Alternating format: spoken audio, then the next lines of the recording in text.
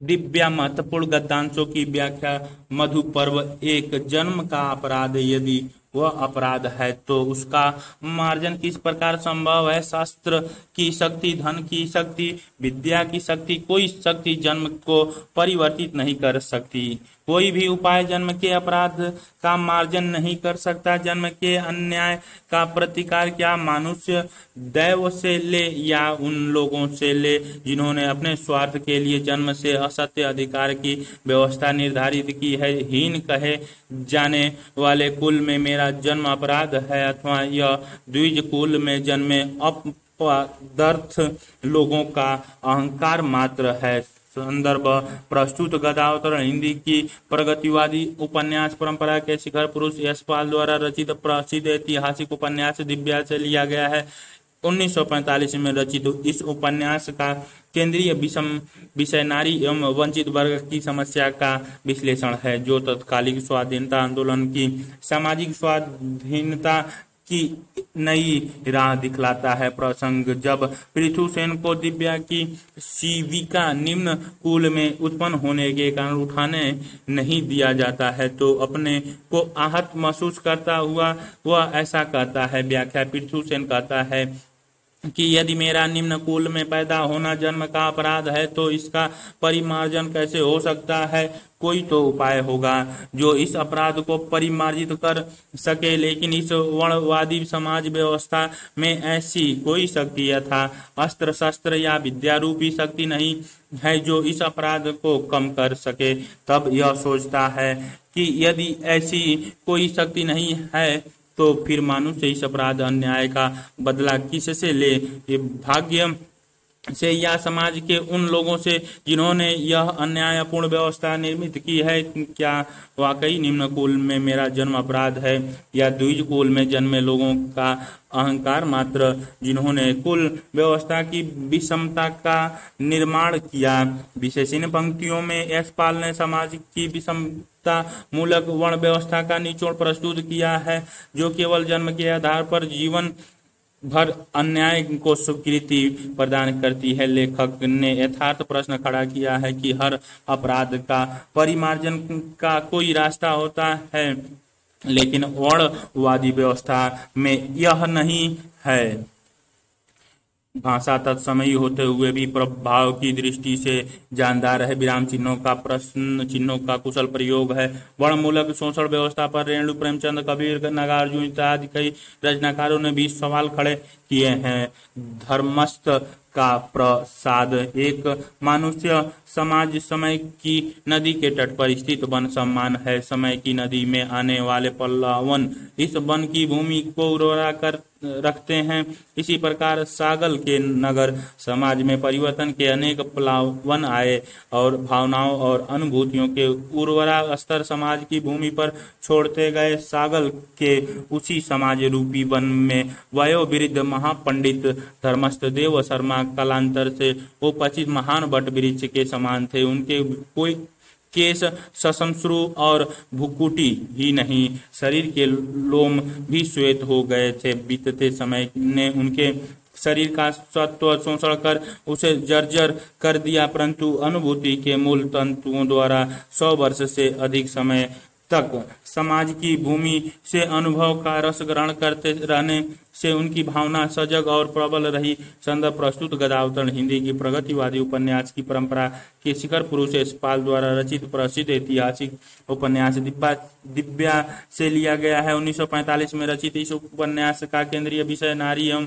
वंचित वर्ग की समस्याओं का विश्लेषण है, जो तत्कालिक स्वाधीनता आंदोलन को सामाजिक स्वाधीनता की नई राह दिखलाता है। प्रसंगीय पंक्तियां उपन्यास के धर्मस्थ का प्रसाद अंक ले ली गई है। इनमें समय व समाज में निरंतर परिवर्तनशीलता व आपसी संबंध को व्यक्त किया गया है। सागल नगर में समय के साथ होने वाले परिवर्तन ने उस नगर के वयोवृद्ध महापंडित धर्मस्थ देव शर्मा को अनुभवी व चेतनाशील बनाया है, साथ ही इस नगर को भी समृद्ध बनाया है। व्याख्या: लेखक ने विचार व्यक्त किया है कि समाज और समय में गहरा संबंध है, दोनों परिवर्तनशील हैं एवं समाज समय के साथ समाज परिपक्वता ग्रहण करता जाता है। प्रतीकात्मक अर्थों के समय रूपी नदी के किनारे समाज वन समान खड़ा होता है और जिस प्रकार नदी में प्लावन से वन उर्वर होते हैं, पोषणता प्राप्त करते हैं, उसी प्रकार समय के परिवर्तन से सागल के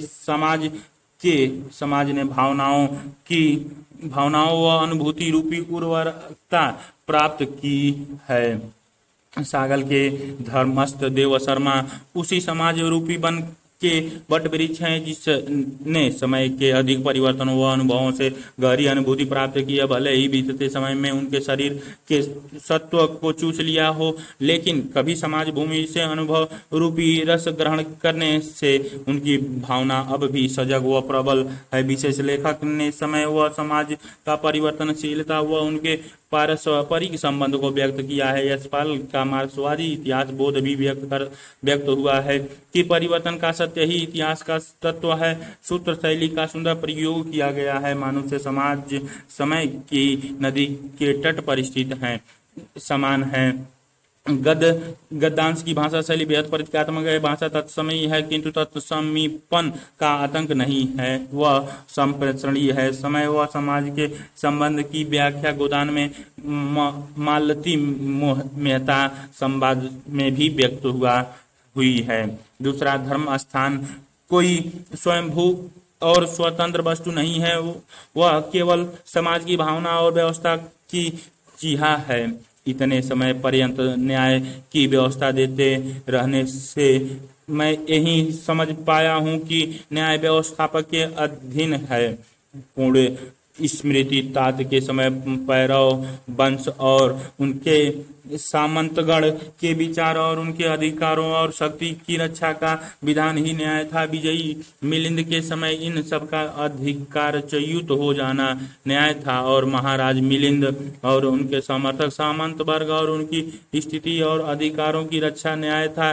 फिर मद्र राज्य में तथागत के धर्म की भावना ही न्याय हो गई और यज्ञ में पशु बलि का पूर्ण कार्य अपराध हो गया। मद्र में वर्तमान कुलगण के राज्य में कुलों की सत्ता व्यवस्था का आधार है। वर्णाश्रम पुनः मान्यता पा रहा है। संदर्भ प्रस्तुत गदावतरण हिंदी की प्रगतिवादी उपन्यास परंपरा के शिखर पुरुष यशपाल द्वारा रचित प्रसिद्ध ऐतिहासिक उपन्यास दिव्या से लिया गया है। 1945 में रचित इस उपन्यास का केंद्रीय विषय नारी एवं वंचित वर्ग की समस्या का विश्लेषण है, जो तत्कालिक स्वाधीनता आंदोलन को सामाजिक स्वाधीनता की नई राह दिखलाता है। प्रसंग ये पंक्तियां धर्मस्थ देव शर्मा का प्रत्युत्तर है जब दिव्या उनसे प्रश्न करती है कि धर्मास्थान के सम्मुख तो सभी नागरिक समान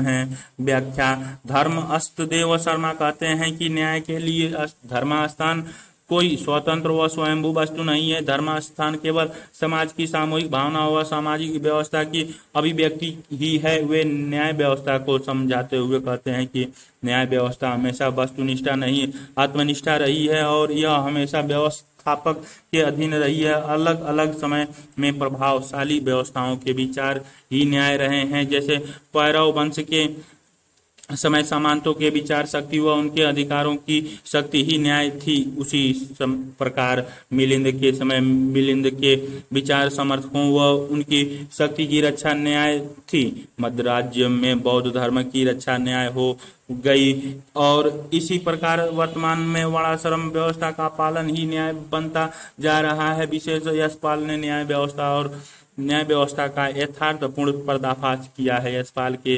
मार्क्सवादी विचार भी स्पष्ट हुए हैं कि न्याय व्यवस्था हमेशा शोषक वर्ग के समर्थन में होती है एवं उन्हीं के हाथों में होता है जो शोषण को अस्थायित्व प्रदान करती हैं। सूत्र शैली से गागर में सागर को व्यक्त किया गया। धर्म स्थान कोई स्वयंभू और स्वतंत्र वस्तु नहीं है।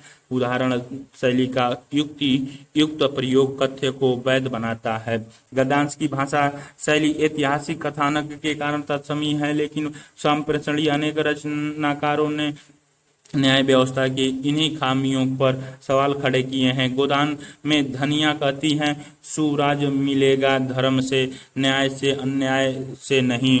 जब उसके साथ सक्षम वर्ग द्वारा न्याय के नाम पर दंड लगाया जाता रहा है।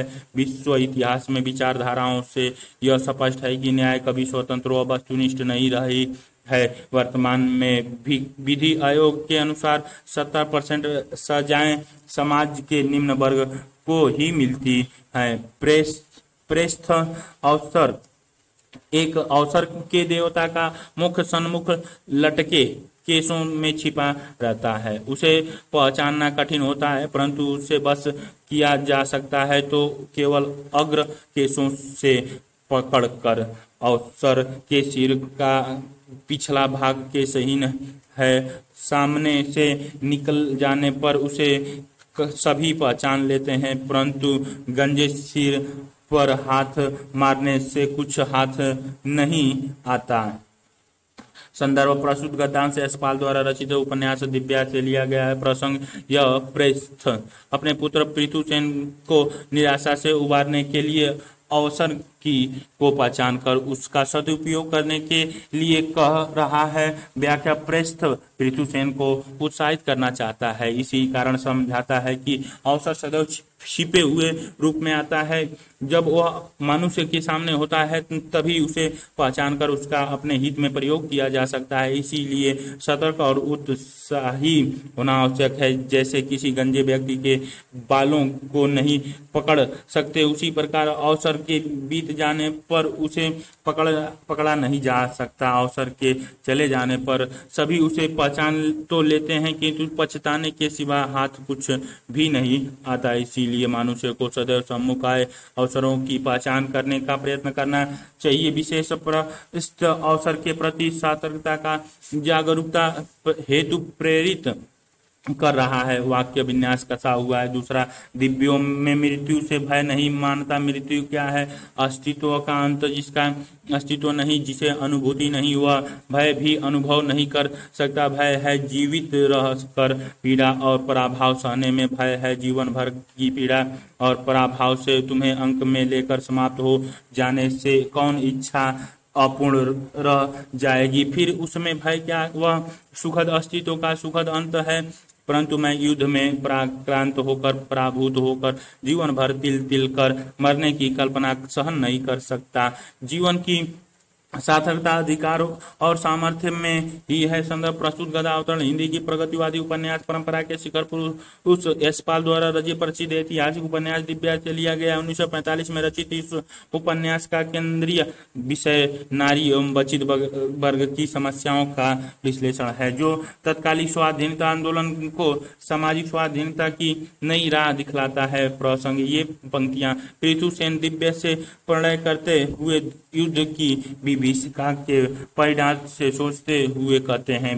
व्याख्या पृथुसेन कहता है कि मैं युद्ध की विभीषिका से प्राप्त मृत्यु से भय नहीं खाता हूँ, क्योंकि मृत्यु केवल अस्तित्व का अंत है और मैं तुम्हें अंक में लेकर मृत्यु को प्राप्त करूं तो मुझे कोई भय नहीं रहेगा, बल्कि सुखद अंत होगा। परंतु भय है जीवित रहकर पीड़ा और पराभव सहने से। लेकिन मेरी स्थिति वर्णवादी व्यवस्था में अस्तित्वहीन जैसी है, अतः मुझे युद्ध में वीरता पूर्वक अस्तित्व प्राप्त कर मरने से भय नहीं है। मैं युद्ध में हार कर जीवन भर तिलाकर मरने की कल्पना भी सहन नहीं कर सकता हूँ। विशेष लेखक की सूक्ष्म दृष्टि ने मृत्यु जैसे अनसुलझे पहलू की सूक्ष्म व्याख्या की है। मृत्यु क्या है? अस्तित्व का अंत। लेखक ने भय जैसे अस्थायी भाव की सूक्ष्म अभिव्यक्ति की है। भय है जीवित रहकर पीड़ा है पराभव सहने में। कथ्य में प्रश्नवाचक व विराम चिन्हों का उचित प्रयोग किया गया। गद्यांश की भाषा तथ्यों से लेकर तत्वों तक को समेटती है। तत्समी भाषा है लेकिन प्रवाह युक्त है। तीसरा, मूर्ख तूने और तेरे स्वामी ने परलोक देखा है, यह विश्वास ही तेरी दास्ता है। तू अपने पर स्वामी के अधिकार को स्वीकार करता है, यही तेरी दास्ता का बंधन है। तू संकट से पलायन कर रक्षा चाहता है, यही तेरी निर्बलता है। संकट सब स्थान और समय में तेरे साथ रहेगा। संकट का कर पराभूत होना ही पाप है, उसका फल तू तत्काल भोगेगा। तू स्वतंत्र करता है, स्वतंत्र अनुभव करना ही जीवन है। पराभूत संजीव होकर भी मृत है, निर्भय हो जीवन के लिए युद्ध कर, मृत्यु भय का अंत है। जीवन में उत्तेजित हो, कायर मत बन। संदर्भ प्रस्तुत गदावतरण हिंदी की प्रगतिवादी उपन्यास परंपरा के शिखर पुरुष यशपाल द्वारा रचित प्रसिद्ध ऐतिहासिक उपन्यास दिव्या से लिया गया है। 1945 में रचित इस उपन्यास का केंद्रीय विषय नारी एवं वंचित वर्ग की समस्याओं का विश्लेषण है, जो तत्कालिक स्वाधीनता आंदोलन को सामाजिक स्वाधीनता की नई राह दिखलाता है। प्रसंग ये पंक्तियां मारी से एवं सैनिक से कहता है, जब यह युद्ध से पलायन करने पर वह अवश होकर अपने स्वामी पुरोहित के अनुसार परलोक में लीन होने की सोचता है। व्याख्या महर्षि सैनिक को तीक्ष्ण भाषा में कहता है कि तूने और तेरे स्वामी ने परलोक देखा है। तेरा यह स्वामी व परलोक पर विश्वास ही तेरी दास्ता का कारण है। तेरा यह स्वामी के आदेश का स्वीकार ही तेरी दास्ता का बंधन है, और जो तू संकट से पलायन करना चाहता है यह तेरी निर्बलता है। संकट से पलायन व पराभूत होना पाप है। संकट सब जगह है। तू किसी के अधीन नहीं, स्वतंत्र करता है। स्वतंत्रता का अनुभव करना ही जीवन है। अतः तू युद्ध न तो पलायन परलोक से के डर से और न ही स्वामी की दास्ता से, बल्कि निर्भय होकर स्वयं को स्वतंत्र मानकर स्वतंत्रता के लिए कर कायर मत बन। विशेष लेखक की मार्क्सवादी लेखनी ने मारिस के माध्यम से परलोकवादी अलौकिक आस्थाओं व मानवीय दुर्बलता पर चोट की है। मानववादी दर्शन का चित्रण किया है, जिसमें मनुष्य भोक्ता नहीं करता होता है, तू स्वतंत्र करता है। सूत्र शैली द्वारा लघु वाक्यों में असीम अभिव्यक्ति है। पराभूत होना ही पाप है, तत्समी भाषा है, लेकिन दूर हता नहीं।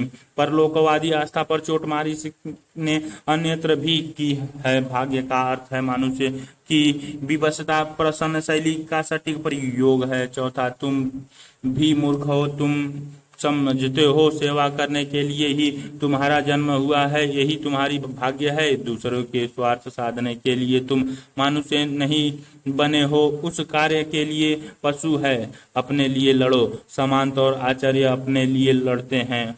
तुम अपने लिए लड़ो, अपने अन्य के लिए, अपने वस्त्र के लिए, अपने मेरिय के लिए, अब उस स्त्री के लिए जिसे अंक में लेकर सुख पाते हो, उस संतान के लिए जिसमें अपने आप को जीवित पाते हो। मरना तो है ही, अपने मनुष्यत्व और अधिकार के लिए मरो, जो बिना विरोध किए दूसरों के उपयोग में आता है। वह जड़ और निर्जीव है, पशु से भी हीन है। तुम सामंतों के राज्य में आधे मनुष्य हो, पूर्ण मनुष्य बनने का यत्न करो। निराशा में सौथिल्य से पशुत्व मत स्वीकार करो। केंद्र से बर्बर है, वह उस धन का प्यासा है जो धन तुम्हारे जीवन का आश्रय है। जो मरता है वह सबल है, जो भय करता है वह निर्बल है। संदर्भ प्रस्तुत गदावतरण हिंदी की प्रगति उपन्यास परंपरा के शिखर पुरुष यशपाल द्वारा रचित प्रसिद्ध ऐतिहासिक उपन्यास दिव्या से लिया गया। 1945 में रचित इस उपन्यास का केंद्रीय विषय नारी है एवं वंचित वर्ग की समस्याओं का विश्लेषण है, जो तत्कालिक स्वाधीनता आंदोलन को सामाजिक स्वाधीनता की नई राह दिखलाता है। प्रसंग जब सांडे युद्ध के औचित्य को नकारता है, तब महर्षि युद्ध का औचित्य व्यक्तिगत स्वतंत्रता के लिए अनिवार्य मानते हुए कहता है। व्याख्या महर्षि कहता है कि युद्ध करने का औचित्य है, लेकिन दूसरों के लिए, अपने लिए, अपनी प्रिया पत्नी व बच्चों के लिए, अपने स्वतंत्रता, अधिकार व मानुष्यता के लिए। और यदि तुम सोचते हो कि तुम्हारा जन्म अधिकार स्वतंत्रता के लिए नहीं, सेवा के लिए हुआ है, तो तुम मूर्ख हो, जो बिना किसी विरोध दूसरों के उपयोग आता है, सेवा करता है। वह जड़ और निर्जीव समान है, पशु से भी हीन है। केंद्र हमला कर वह धन छीन लेगा जो तुम्हारे जीवन का आश्रय है। अतः लड़ना जरूरी है। भय तो निर्बल बनाता है, अर्थात अपने स्वतंत्र के लिए, मनुष्यता के लिए युद्ध भी अनिवार्य है। विशेष लेखक ने युद्ध के औचित्य को स्पष्ट किया है, जो मार्क्सवादी दृष्टि के नजदीक है। युद्ध के औचित्य का यही भाव दिनकर ने कुरुक्षेत्र में व्यक्त किया है। क्षीणता व स्वत्व कोई और तू त्याग तप से काम ले, ये पाप है। युद्ध की स्वतंत्रता मानवता व अधिकारों के लिए कायम घोषित किया है। गद्यांशों की भाषा शैली तत्समी है, जो सूक्ष्म विश्लेषण के लिए अनिवार्य थी। वर्तमान में अनेक कमजोर समुदाय कम विकसित देशों की लगातार अपने अधिकारों की मांग के लिए आंदोलन का उठाना इसी तर्क के अभिव्यक्त है। आत्मसमर्पण एक सुख और दुख अन्योश्रय है। उनका तो केवल विचार और अनुभूति के विश्वास में है। इच्छा की सर्वस्था में दुख का मूल है। एक इच्छा की पूर्ति दूसरी इच्छा को जन्म देती है। वास्तविक सुख इच्छा की पूर्ति में नहीं, इच्छा से निवृत्त में है।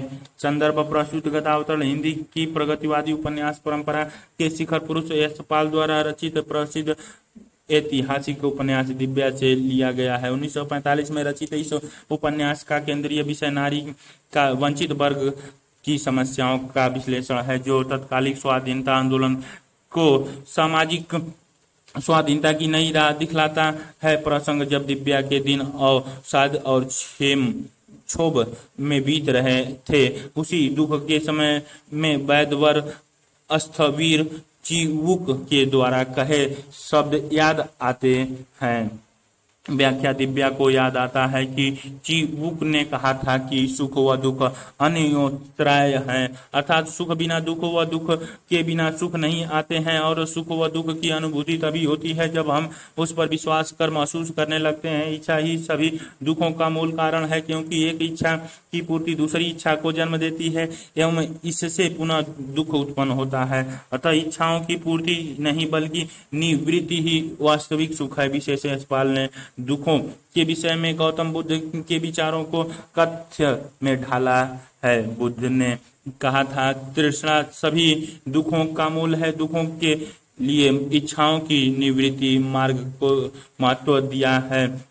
यह नाथों के निवृत्ति मार्ग के करीब है। सुख व दुख की चक्रियता व नैतर्यता को स्पष्ट किया है। सूत्र शैली का सुंदर प्रयोग किया है। इच्छा ही सर्वस्था में दुख का मूल है। भाषा तत्समी व प्रवाह युक्त एवं सारगर्भित है।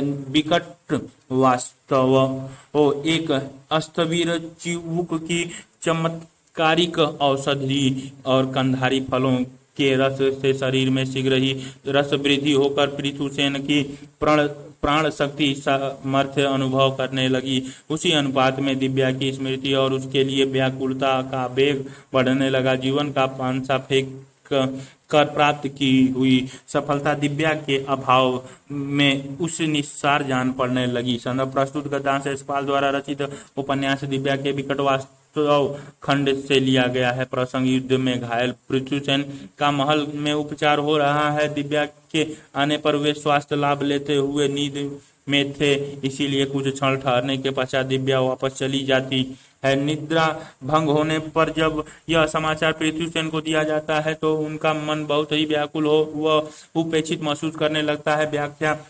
युद्धोपरांत पृथुसेन विजयी हुए, लेकिन शरीर घावों से भर गया था। इनका उपचार स्थविर चिवुक की देखरेख में हो रहा था। चिवुक के द्वारा तैयार की गई प्रभावशाली औषधियों एवं कंधारी फलों के रस ने अपना असर दिखाते ही सेनापति पृथुसेन के स्वास्थ्य में तेजी से सुधार किया। लेकिन विडंबना यह है कि जिस वेग से औषधियां पृथुसेन से स्वास्थ्य कर रही थी, उसी तीव्रता से दिव्या की यादें उन्हें बेचैन कर रही थी।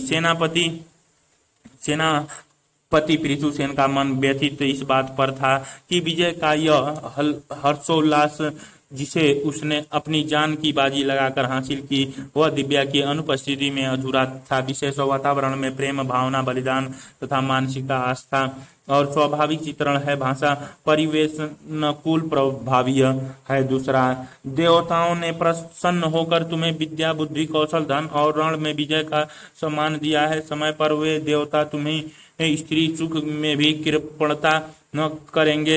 एक दिव्या क्या अनेक लावण्यमय कलामयी ललनाओं तुम्हारे भोग के लिए प्रस्तुत रहेगी। जो बुद्धिमान अवसर के अनुकूल व्यवहार करता है उसके लिए देवता इस लोक और परलोक के सभी सुखों का वरदान देते हैं। पुत्र, अनुकूल अवसर की प्रतीक्षा करो। संदर्भ प्रस्तुत गतावतरण हिंदी के प्रगतिवादी उपन्यास परंपरा के शिखर पुरुष यशपाल द्वारा रचित प्रसिद्ध ऐतिहासिक उपन्यास दिव्या से लिया गया है।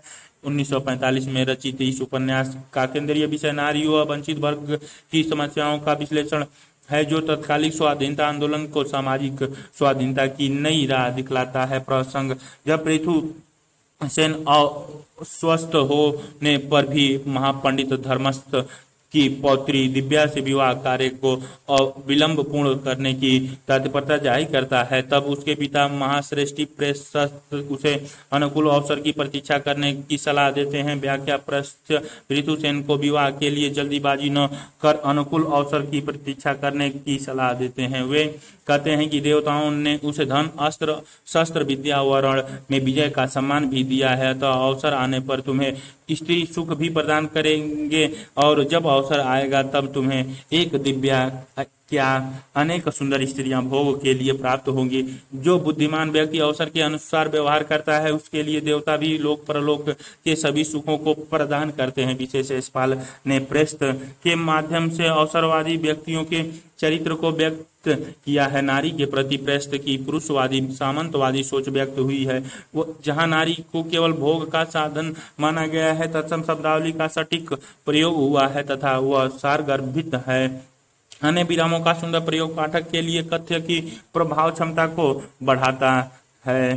तीसरा, यवन के आरंभ में नारी के प्रति आवेग प्रबल होता है। पुत्र आवेग एक वस्तु है, जीवन दूसरी, जीवन जल का पात्र है। आवेग उसमें एक बुधा मात्र है। जीवन की सफलता लिए किसी समय आवेग का दमन आवश्यक हो जाता है। जैसे रोग में पथ अरुचिकर होने पर भी उपयोगिता के विचार से ग्रहण किया जाता है। कामना की तृप्ति के लिए तुम अपने सामर्थ्य के अनुकूल अनेक कामनीय स्त्रियों से अनुराग कर सकते हो। विवाह को जीवन में सामर्थ्य और सफलता का साधन बनाओ। सामर्थ्य से ही पुरुष मनुष्य भोग और कामना करने का अधिकारी होता है। संदर्भ प्रस्तुत गदावतरण हिंदी की प्रगतिवादी उपन्यास परंपरा के शिखर पुरुष यशपाल द्वारा रचित प्रसिद्ध ऐतिहासिक उपन्यास दिव्या से लिया गया। 1945 में रचित इस उपन्यास का केंद्रीय विषय नारी एवं वंचित वर्ग की समस्याओं का विश्लेषण है, जो तत्कालिक स्वाधीनता आंदोलन को सामाजिक स्वाधीनता की नई राह दिखलाता है।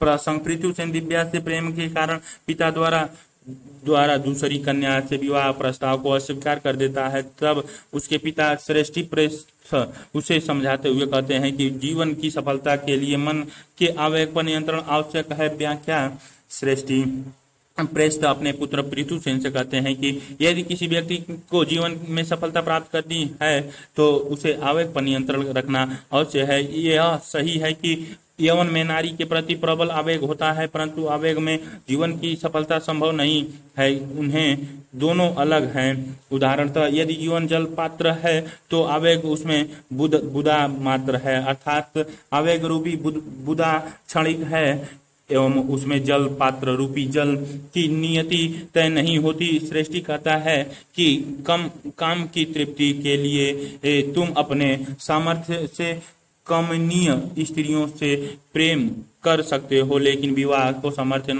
व सफलता का साधन बनाओ। अतः आवेग में क्षणिक फैसला मत करो। विशेष जीवन की सफलता के लिए क्रोध आवेग पर नियंत्रण आवश्यक है। यही विचार महात्मा बुद्ध, महावीर, ईसा व अनेक महापुरुषों ने व्यक्त किया है। नारी के प्रति मध्यकालीन सोच व्यक्त हुई है, जहाँ नारी को केवल भोग व वस्तु माना जाता है।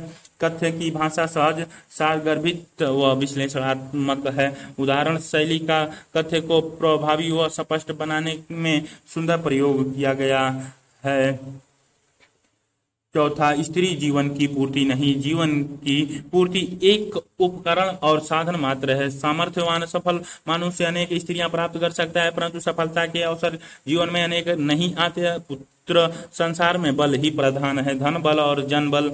तुम मद्रगण के राजा गणपति की कृपा की उपेक्षा कर वृद्धि देव शर्मा की कृपा पर निर्भर रहना चाहते हो पुत्र, तुम नीतिवान हो, विचार करो। यवन गणपति की पौत्री से विवाह कर तुम अनायास बिना किसी विरोध के महाकुलीन सामंत बन जाओगे, परंतु देव शर्मा की पौत्री से विवाह की इच्छा करने पर, उधर देव शर्मा के आपत्ति न करने पर भी संपूर्ण द्विज समाज को अपना शत्रु बना लोगे। द्विज वर्ग की सत्ता इतर जन की हीनता और इतर जन से सेवा प्राप्त करने के अधिकार पर आश्रित है। इतर जन को अपने समान बना लेने पर उनका विशेष अधिकार क्या रह जाएगा। इतर जन का सशक्त होना उन्हें स्वीकार नहीं, परंतु सामर्थ्य की सत्ता वे भी अस्वीकार नहीं कर सकते।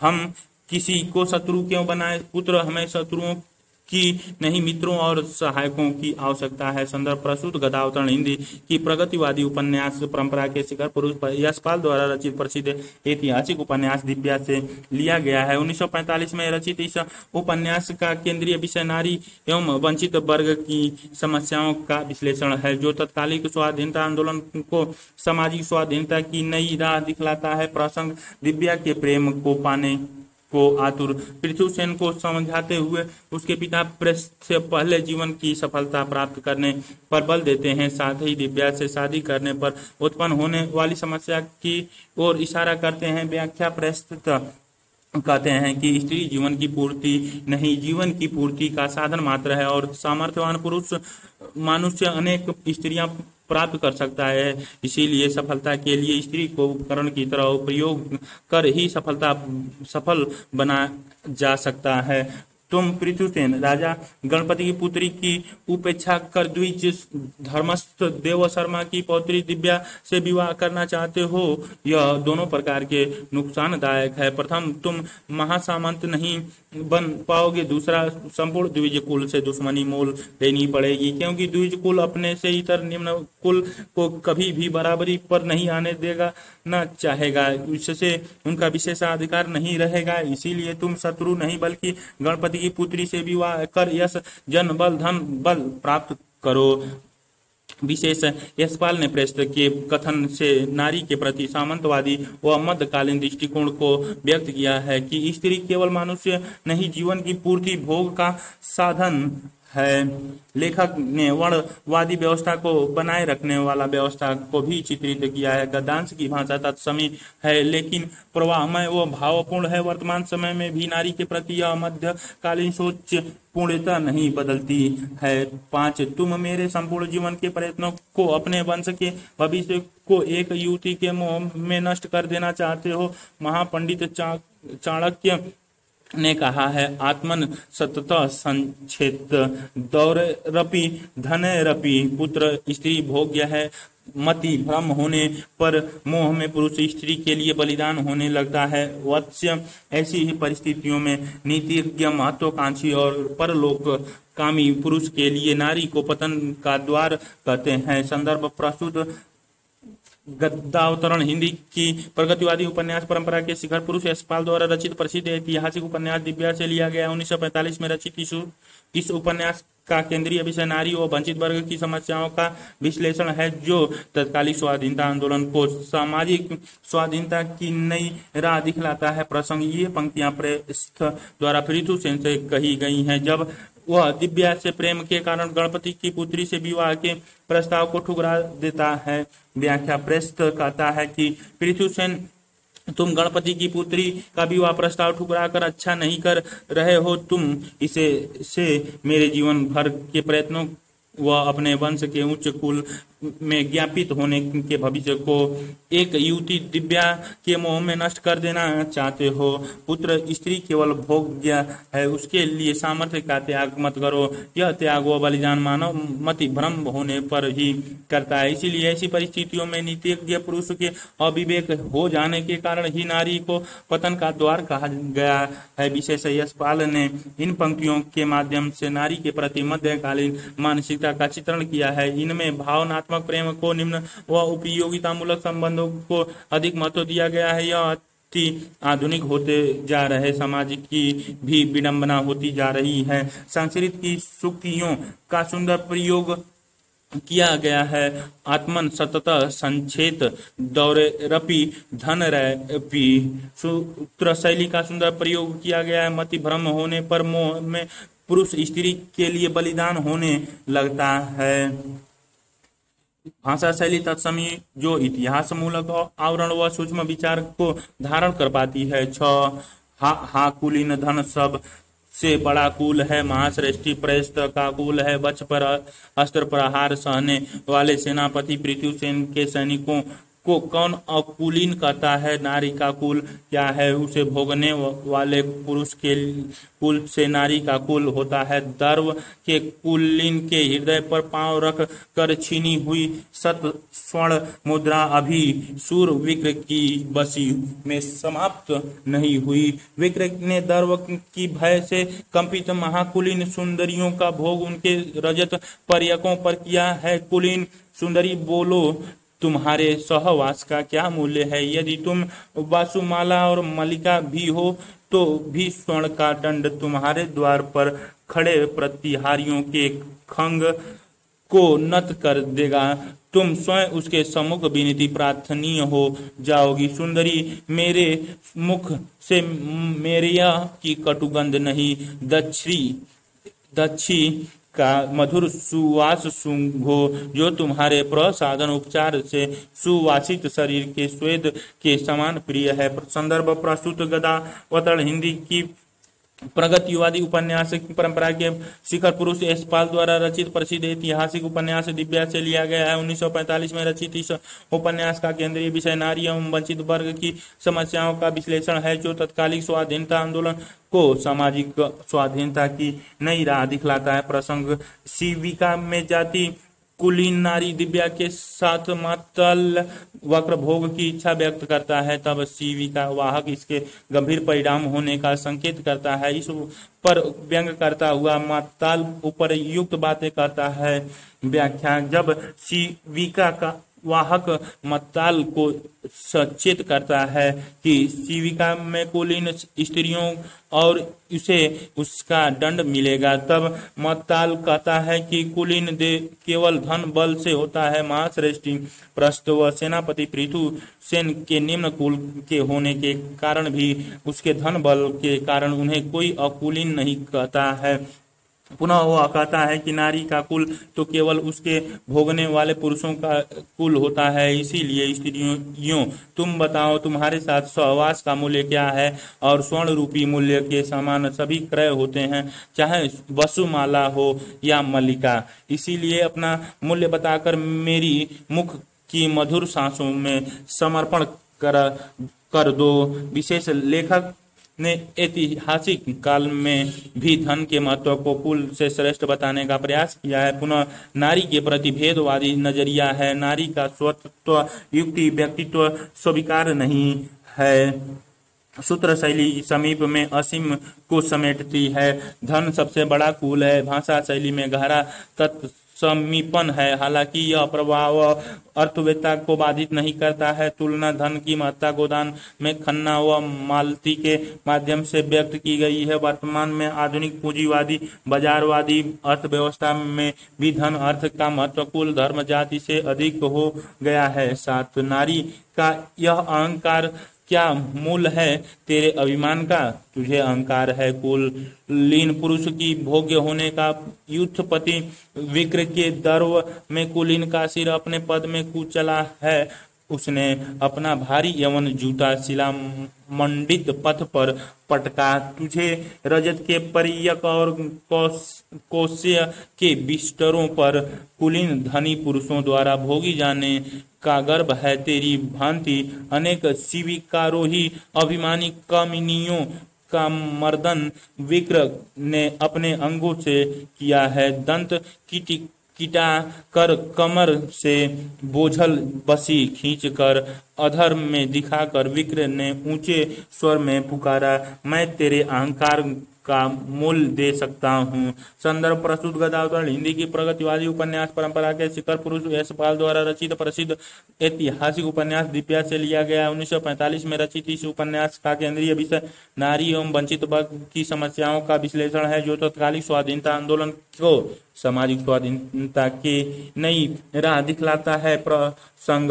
मोहताल विक्र जब जबरन दिव्या का भोग करने चाहता है, तब दिव्या इसके गंभीर परिणाम की चेतावनी देती है, किंतु मोहताल विक्र पशु की भांति गुर्राग कर दिव्या से कहता है। व्याख्या: मोहताल विक्र दिव्या से कहता है, तुम्हारी इतना अहंकार कि मेरे द्वारा भोगने का विरोध करे। अपने इस अभिमान का क्या मूल्य है, मुझे बताओ, जिसे देकर मैं भोग कर सकूं, या तुझे कुलीन पुरुष की भोग्य होने का गर्व है? यदि तुझे कुलीन पुरुष द्वारा रजत परियकों पर भोग जाने का अभिमान है, तो मैंने भी अनेक कुलीन कामिनियों का रजत परियकों पर भोग किया है। मुझे कमजोर मत समझो, बताओ तुम्हें अपने इस अहंकार व समर्पण का क्या मूल्य चाहिए। विशेष लेखक ने यहाँ नारी के प्रति मध्यकालीन भोगवादी नजरिए प्रकट किया है। वर्तमान उपभोक्तावादी युग में नारी की वस्तुकरण अधिक हुआ है। प्रश्नवाचक शैली का प्रभावी प्रयोग कथ्य के संप्रेषण को अधिक उन्मुख बना रहा है। उपन्यास के बावजूद इसमें नाटक की भांति रंग संकेतों का प्रयोग संवाद में ही किया गया है।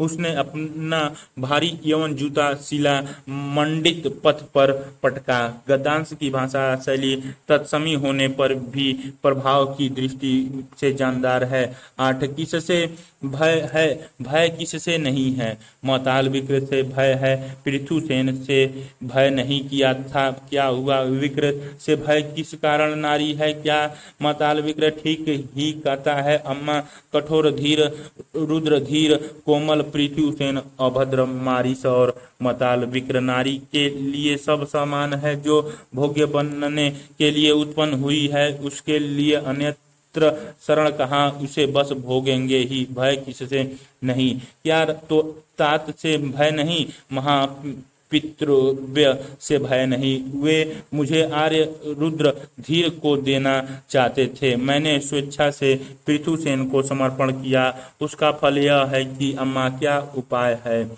संदर्भ प्रस्तुत गदावतरण हिंदी की प्रगतिवादी उपन्यास परंपरा के शिखर पुरुष यशपाल द्वारा रचित प्रसिद्ध ऐतिहासिक उपन्यास दिव्या से लिया गया। 1945 में रचित इस उपन्यास का केंद्रीय विषय नारी एवं वंचित वर्ग की समस्याओं का विश्लेषण है, जो तत्कालिक स्वाधीनता आंदोलन को सामाजिक स्वाधीनता आंदोलन की नई राह दिखलाता है। प्रसंग गर्भवती दिव्या जब किसी भी स्थान को रहने योग्य न ही पाती है, तो वह कहीं भी जाकर कोई भी कार्य कर शिशु को पालने का निर्णय लेती है। यह सुनकर दिव्या की माँ उसके भविष्य के प्रति संयस व भय से भर जाती है। तब दिव्या अपनी माँ से कहती है, व्याख्या: दिव्या अपनी माँ से कहती है कि भय तो सब जगह ही है, सब से ही है। मोहताल विक्र से भय है, पृथुसेन से भय नहीं किया, तो उसका परिणाम यह हुआ कि अंतिम समय में उसने साथ छोड़ दिया। अतः नारी है तो उसे सभी से ही भय है। नारी के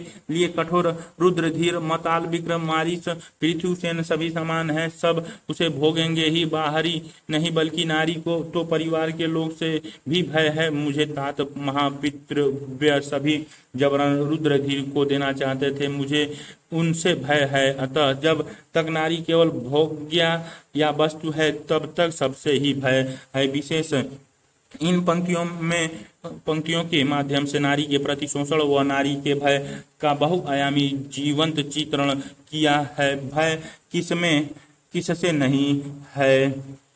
यह उपरोक्त सवाल न केवल उपन्यास काल में है, बल्कि वर्तमान में भी सटीक है। एनसीआरबी आंकड़े के अनुसार 90% से अधिक यौन शोषण परिचितों द्वारा किया जाता है। संवादों के माध्यम से विचार की अभिव्यक्ति की गई है। प्रश्नवाचक शैली का सुंदर प्रयोग किया गया है। प्रश्नों की श्रृंखला वैचारिक प्रवाह को सुगम्य बनाती है। तत्समय भाषा शैली का सुंदर प्रयोग किया गया है।